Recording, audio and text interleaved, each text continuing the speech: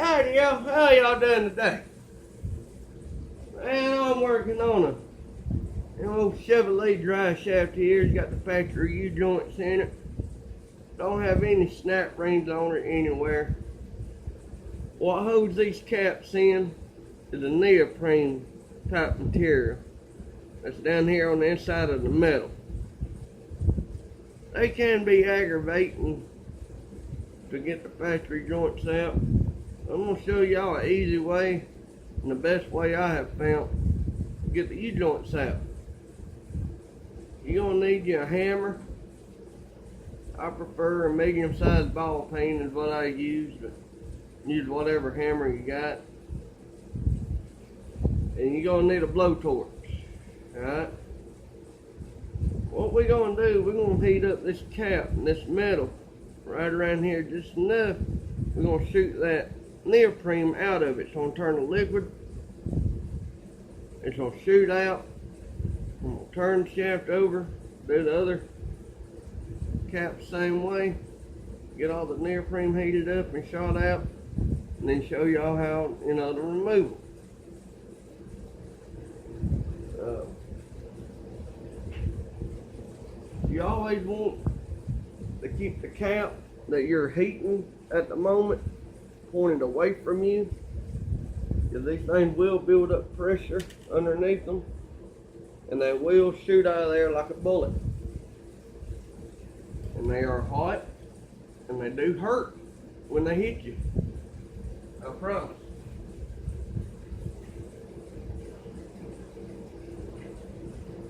Another thing, good pair of welding gloves here if you out a lot. Once you get all this heated up, you don't want to be having to touch it, with it hot.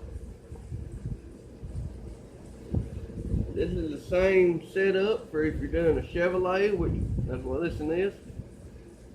And Dodge also has them. Right? So whether you're doing a Chevy or a Dodge, you do it the same way.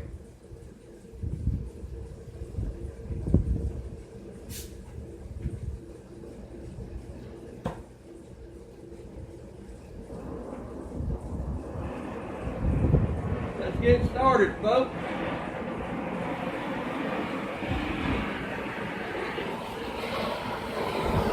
First thing I'm going to do, I'm heating up the metal a little bit.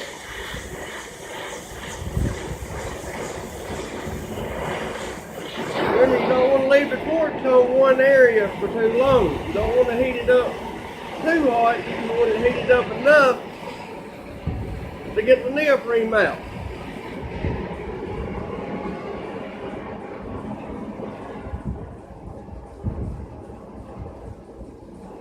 And also, it will help. You take the torch, and right there where the neoprene is sticking out and it's hard, as you're heating it, when you start getting it heated, I like to move my torch over straight to the neoprene that's sticking out and kind of meld it a little bit. There, just kind of melt that neoprene that's sticking out, and it helps the neoprene that's on the inside of it shoot out of it.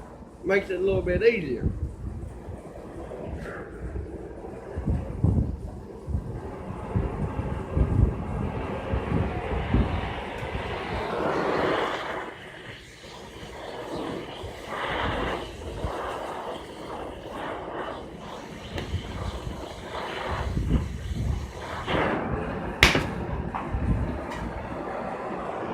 Y'all see that?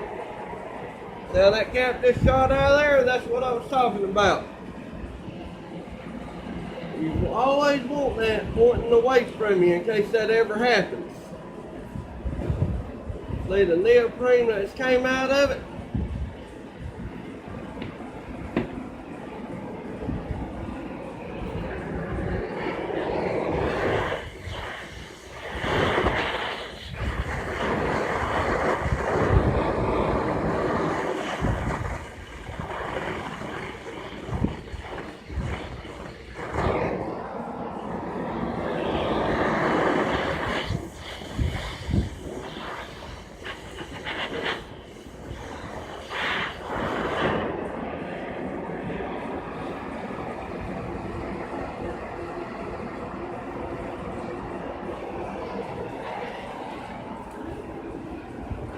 after I get one heated, I like to let it sit there just for a couple of seconds and make sure it's not going to shoot out like that first one did.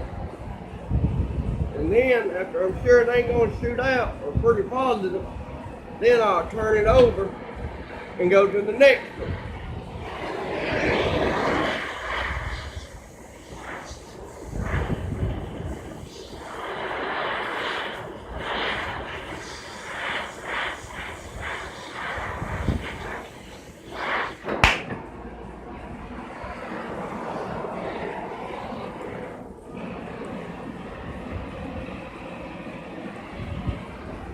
And that there popped out as well. So the neoprene wasn't coming out too good on that one. And by the time it got heated up enough to come out, it built up so much pressure it popped out.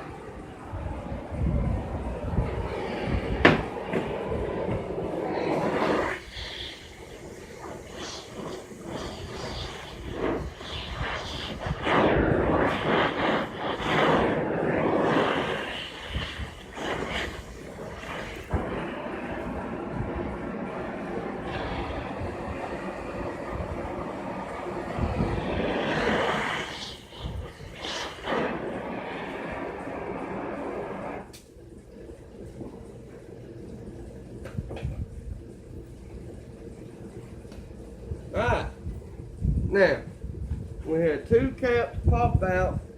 One of them actually flew across the room. And I kind of heated that one up a little bit more than I normally do, just to show y'all, you know, that what could happen. I was expecting the first one to pop out. The second one that popped out on me, this one, I wasn't expecting it to pop out. The neoprene wasn't coming out too awfully good. Couldn't tell, you know, what was squirting out of it. Just barely coming out. And then all of a sudden it just, you know, popped out and stayed halfway in. That's because a lot of the neoprene was still in there. Had a pretty good hold to it. You know, it just didn't come out as well as the other ones did, and that does happen.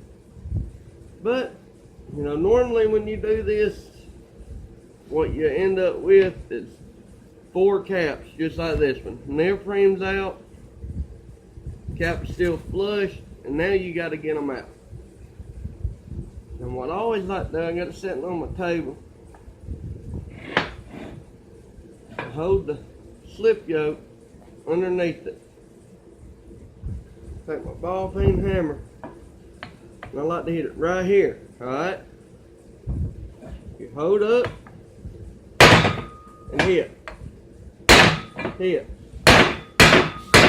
See how that cap's walking itself out? That's what you want it to do, alright? When you get it almost completely out, you slow up on your hits. Ease up on them. Just tap it right on out. Grab it, toss it over the side. Then, once you get one cap off, spin it over. Now this one shot out across the room, but you flip it over, you do the same thing. You hit it right here, that cap would come out. Once that cap comes out, always take with it down, lift the bottom of the slip yoke, tilt it up, wiggle it a little bit, and work it right on off of there. Now this thing is hot. Remember that. Get it to the side. Now, in order to get this going out, 2 ways you can do this. Alright? And I'm going to show y'all both ways. For those of you that's lucky enough to have a vise, that's the easiest way. Alright? All you do, take your vise, set it to where the journals, right here, will fit. right up there. Alright? Let the ears, the journals, whatever you want to call them,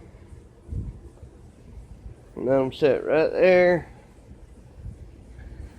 As you can see, the rest of the shaft is not touching it.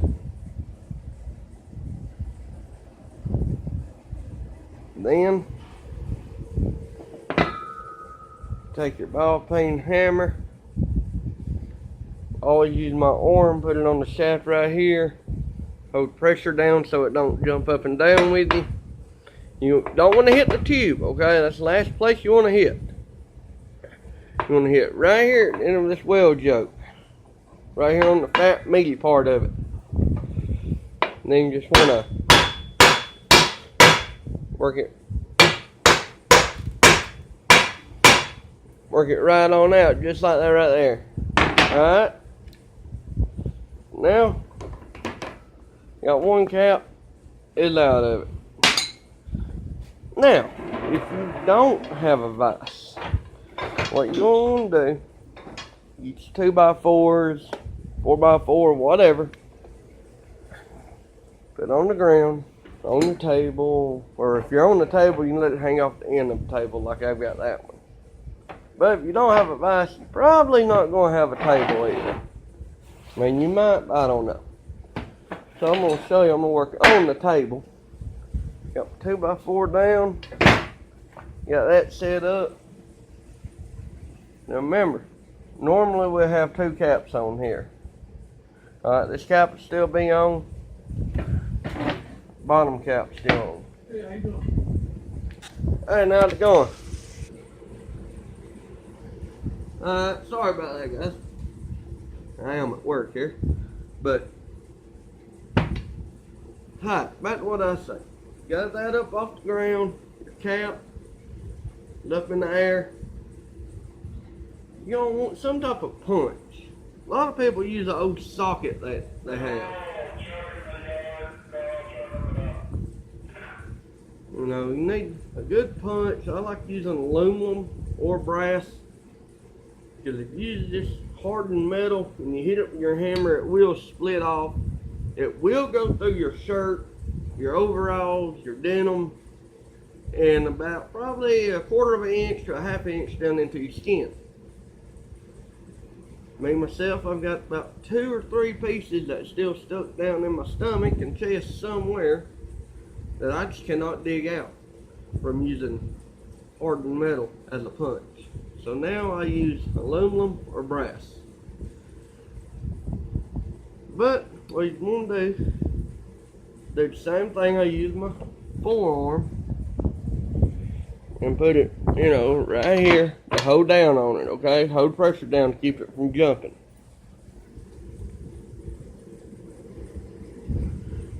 Alright, so you want to kind of hold down on it, keep it from jumping up and down. Take your punch, put it right there. You're going to take and hit down. Usually 1, 2 good hard hits and it comes right out. That one was real fairly easy because it was already halfway out, but I still wanted to show y'all how to do it. Once you get that going out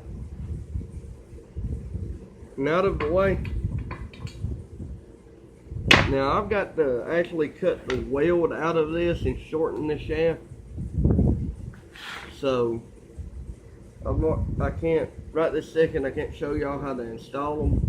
But if you are just changing joints, you got a bad joint in it, all you gotta do is replace the joint. You don't have to shorten it or nothing.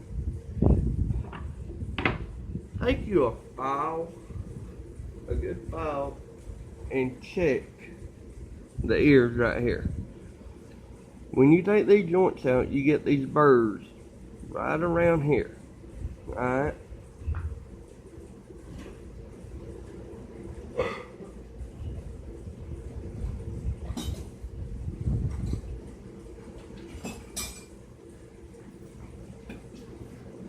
And what you want to do, you also got these inside snap rings that's going back.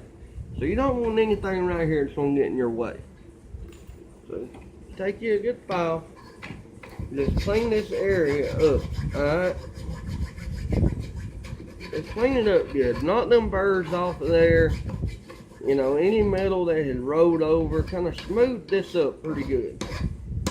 You know, it don't take just a few seconds with a good file to have it done.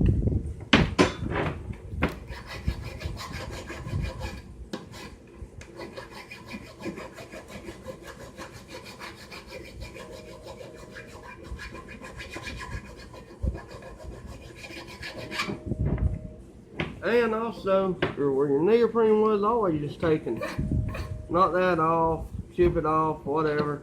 And clean that up a little bit.